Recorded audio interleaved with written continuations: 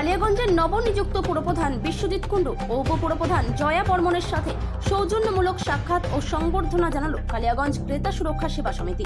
শুক্রবার ক্রেতা সুরক্ষা সেবা সমিতির সভাপতি কানাই শেঠ ও সম্পাদক সন্দীপ ধরের নেতৃত্বে প্রতিনিধিরা প্রথমে পুরপ্রধান বিশ্বজিৎ কুণ্ডুকে ফুলের তোড়া দিয়ে সংবর্ধনা প্রদান করেন এবং এরপর উপপুরপ্রধান জয়া বর্মনকে ফুলের তোড়া দিয়ে সংবর্ধনা প্রদান করেন।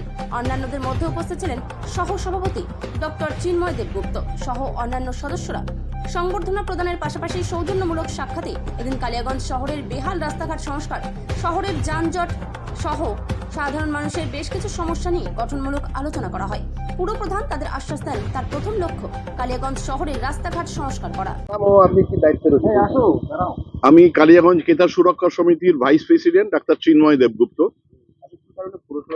আজকে আমাদের নবনির্বাচিত প্রতিনিধি চেয়ারম্যান এবং ভাইস চেয়ারম্যানের সঙ্গে সৌজন্যমূলক সাক্ষাৎকার এবং ওদের সম্বর্ধনা দেওয়ার জন্য এবং উন্নয়নমূলক গঠনমূলক আলোচনা করবার জন্য আমরা কালিয়াগঞ্জ ক্রেতা সুরক্ষা সেবা সমিতি থেকে প্রত্যেক সদস্যবৃন্দ এক্সিকিউটিভ মেম্বার আমরা উপস্থিত হয়েছিলাম সৌজন্যমূলক সাক্ষাৎ করতে।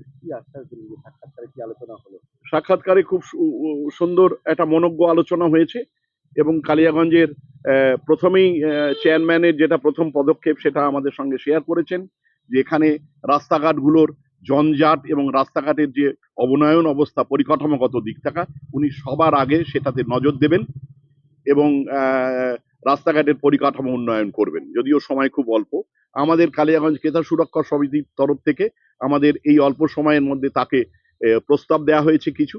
প্রথমেই দেওয়া হয়েছে যে রাস্তার ওপরে যে সমস্ত দোকানপাটগুলো বসে রাস্তার জঞ্জাটকে বৃদ্ধি করে সেগুলোকে নিয়ন্ত্রণ এবং একটা সুনিয়ন্ত্রিত একটা প্রকল্প ব্যবস্থা করা, একটা ফুড স্টল বা ফুড পার্কের ব্যবস্থা করা।